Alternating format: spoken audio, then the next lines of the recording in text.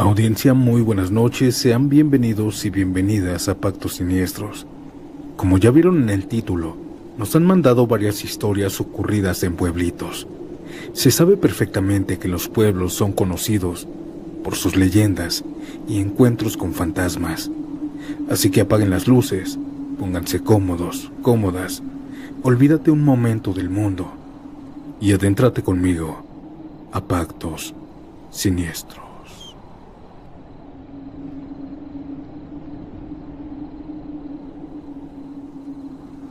Mi abuelita siempre me contaba una historia del pueblo de San Antonio. Contaba que todos eran familia, pues desde que nacían los bebés ya los tenían apalabrados para casarse con otro niño del mismo pueblo. Era parte de la tradición, y así se debía hacer. Un día llegó un joven muy apuesto pero muy pobre al pueblo de San Antonio. Todos en el pueblo lo veían con mala cara, ya que no era conocido. Aún así el joven se quedó aquí, y un día conoció y se enamoró locamente de una chica llamada Rocío, proveniente de una familia humilde con 6 hermanos y 2 hermanas. Para que los habitantes del pueblo no se dieran cuenta del pequeño romance que tenían, se veían escondidas todos los días debajo de un puente. Todos los días, sin falta, se tenían que ver a las 4 de la tarde y debían regresar a las 5. Las hermanas de Rocío decidieron un día seguirla y ver qué hacía todas las tardes. Así descubrieron que tenía un romance con alguien externo al pueblo, por lo que ellas rápidamente le dijeron a su padre, el cual le dio la orden a sus 6 hijos de encargarse del asunto. Una tarde lluviosa en la que se vieron, el joven le dio su chal y su sombrero a Rocío para que se refugiara de la tormenta. Cuando los hermanos de Rocío la vieron, la confundieron con el joven hombre. Es por eso que la comenzaron a apedrear hasta la muerte. Actualmente el pueblo creció y se dejaron las viejas costumbres, pero aún se dice en la actualidad que vaga por el pueblo de San Antonio la joven Rocío. Se rumora a veces que aparece con un vestido negro o a veces con su chal y su sombrero. Esa es la historia que nos contaba mi abuela cada que íbamos los nietos a su casa. Pero un día simplemente nos las dejó de contar, pues ella falleció. Tuvimos que ir al pueblo de San Antonio para poder asistir al funeral. El velorio fue tranquilo. No asistieron más de 30 personas, solo familiares y vecinos. Al finalizar el funeral, mis tíos ofrecieron una comida sencilla al aire libre. Hasta este punto ya eran más de las 6 de la tarde. Aún se veía algo claro, así que aproveché para conocer el pueblo que tanto me había platicado mi abue. Las pequeñas, acogedoras y coloridas casas, llenas de arbustos verdosos, hablaban por el pueblo. Un lugar muy tranquilo. Estuve caminando un buen rato hasta que llegué a una zona algo solitaria. Era una calle de tierra muy ancha, y al final salías a un campo enorme, en donde a los lados habían varias banquitas. Y aquí en este lugar me cayó la noche. Los vientos fríos de marzo me abrazaron, y los árboles sonaban al paso que yo caminaba. Quise regresar, pero mejor caminé un ratito más, pues me dolía mi abuela, y no quería verla en su caja. Recorrí un poco más este campo y al paso de unos minutos encontré un puente hecho de rocas en el cual justo en medio estaba una persona recargada. Yo no dudé en pasar. Apenas di el primer paso, comencé a escuchar el llanto de aquella persona. No quise molestar, pero intenté ayudarle. Se escuchaba devastada. Ella caminó llorando. Pasando por el puente estaba una banca de piedra, en la cual ella se sentó, y yo me senté justo al lado de ella. Esta muchacha vestía un vestido negro muy largo, junto con un velo que le tapaba la cara. Buenas noches, yo también estoy de luto, le dije intentando consolarla, pero ella solo lloraba. No quitaba sus manos de su cara.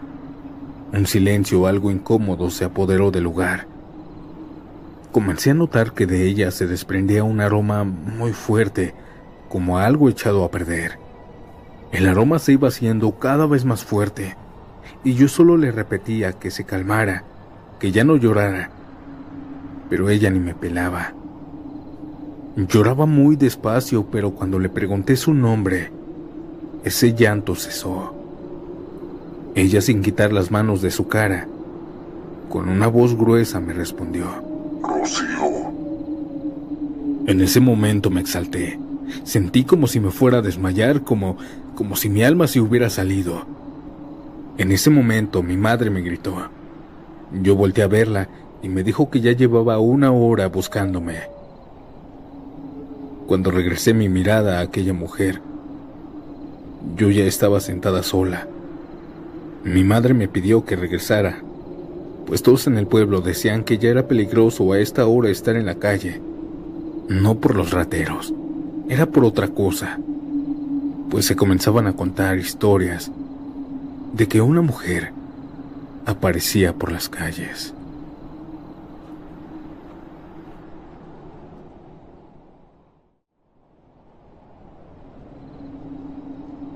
Los encuentros paranormales me han seguido por más de 20 años en carretera, pues me encanta viajar con mi familia a diferentes lugares del país. Hemos viajado a la mayoría de estados, y si bien todos son una hermosa experiencia, un pueblo resalta por lo aterrador que fue su visita.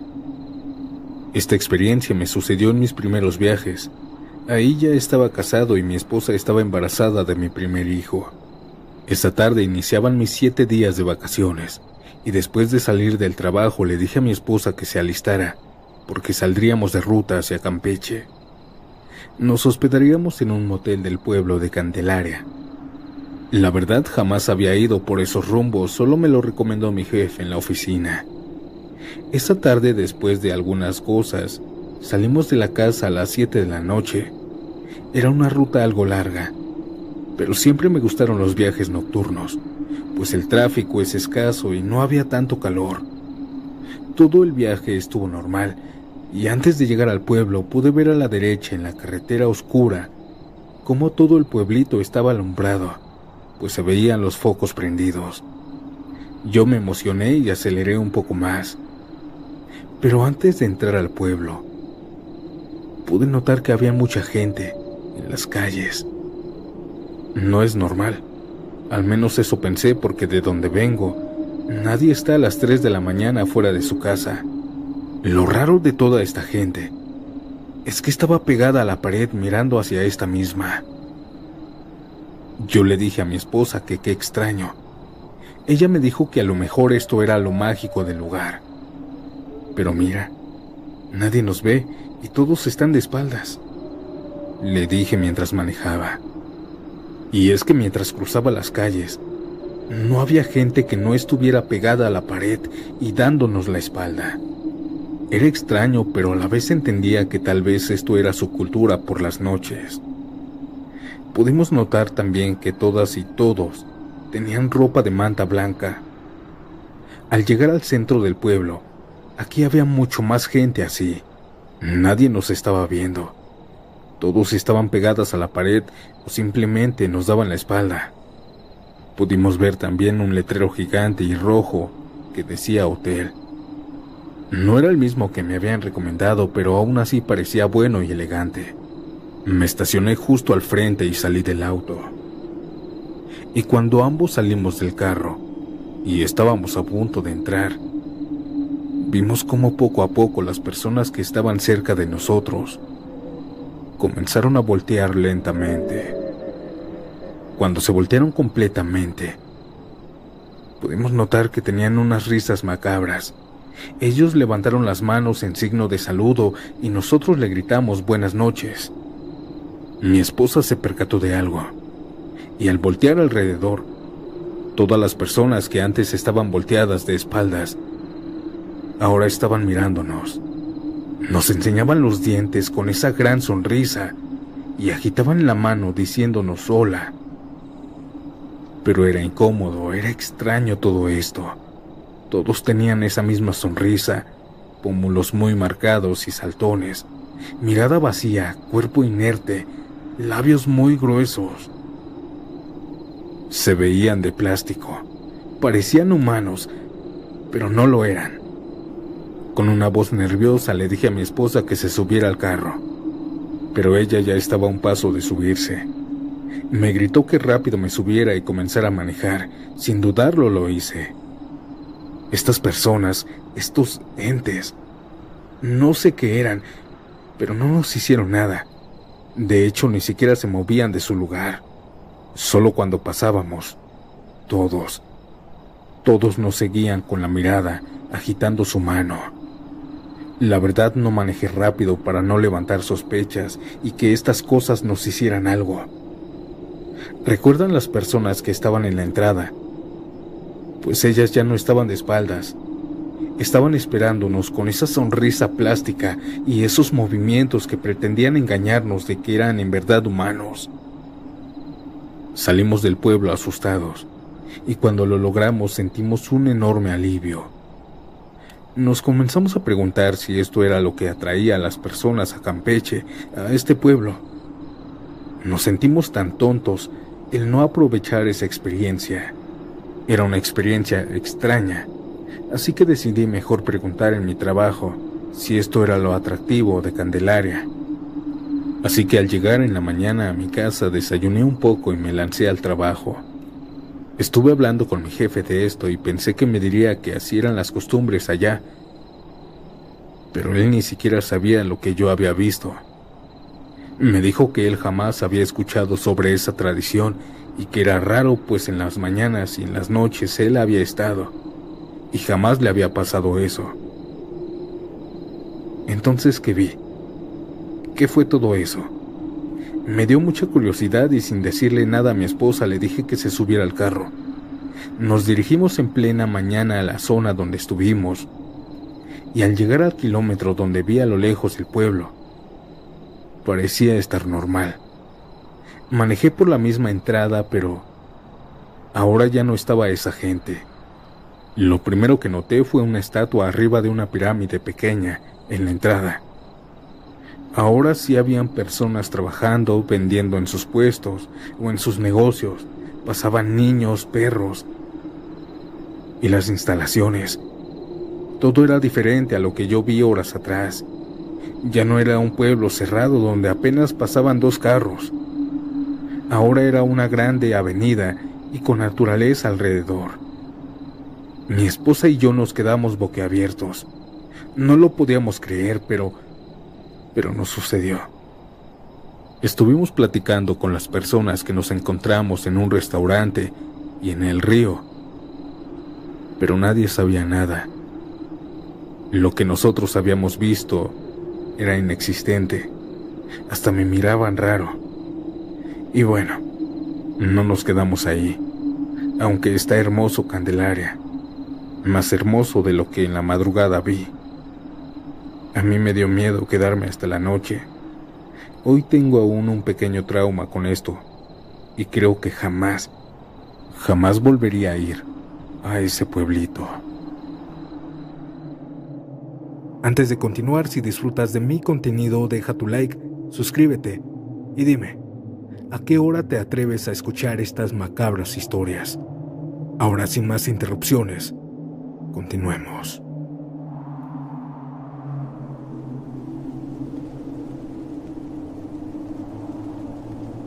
No sé si así sea en todos los pueblos, pero al menos en donde vivo se dice que ya no te tienes que bañar en la madrugada. Sé lo que en este momento estarán pensando. Eso mismo lo pensaba yo cuando recién me mudé a Jico. Llegué aquella vez de trabajar ya muy tarde, por ahí de la 1 de la mañana. Ese día había sido un día muy movido, por lo tanto estaba sudada y sucia. Así yo no me podía dormir. Preparé el baño y me metí a darme una ducha. Tardé 10 minutos máximo y después me salí. Al entrar a mi cuarto vi que mi hijo estaba despierto mirando hacia la ventana. Yo me acerqué y le dije que se durmiera, pero él muy serio me dijo que mi amiga lo había despertado. Lo había despertado porque se sentó en sus piecitos y al mirarla estaba en la orilla de la cama, peinando su cabello largo. Después se paró y se salió. Me dijo que ya no la dejara entrar porque le daba mucho miedo. Yo le dije que no, que ya no iba a entrar. Pensarían que fue una pesadilla, y ojalá lo fuera, pero mi hijo ya lleva viendo a esa señora varias veces.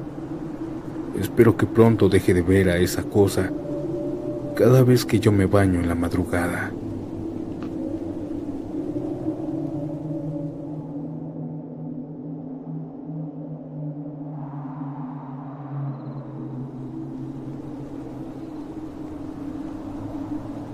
Siempre había creído en los fantasmas y en las cosas extrañas que habitan nuestro mundo, pero nunca había visto nada. Esto que contaré me pasó a los 17 años de edad.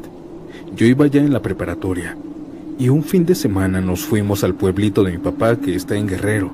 Se llama Omotepec. En ese entonces me encantaba ir hasta allá, pues la naturaleza reinaba junto con los animales de granja, y los anocheceres eran bellos, con su cielo estrellado. Nosotros llegamos al pueblo un sábado en la mañanita. Pude ver a mi abuelita dándole de comer a sus gallinas en su patio de tierra. Llegué gritándole emocionada y la abracé. Saludé a mis tías, primos y primas. Estuve disfrutando tanto la comida que me preparaba mi abuelita, que se me hizo tan corto el día. En ese pueblo se acostumbraba a dormir temprano, pues no habían tantos focos que alumbraran la casa y menos las calles. Yo me quedé pegada a mi abue, pues no quería dejarla sola ni un momento. Así que como pude tendí varias cobijas en el suelo de su cuarto y ahí me hice mi cama. Estaba durmiendo cuando escuché que mi abuelo se paró y se empezó a alistar para ir al trabajo. Cuando vi la hora eran las 3:50 de la mañana. Mi abuelito despertó a mi abuela y le dijo que ya le sirviera de desayunar. Yo me desperté rápido y le dije a mi abuela que ella se quedara acostadita, que yo me haría cargo. Mi abuelo no puso ni un pero y aceptó mi propuesta. Le di de desayunar a mi abuelo y me impresionó lo rápido que desayunó. No tardó ni 5 minutos. Salí con los trastes en la mano a despedir a mi abuelo. Vi cómo tomó su caballo y cabalgó al campo.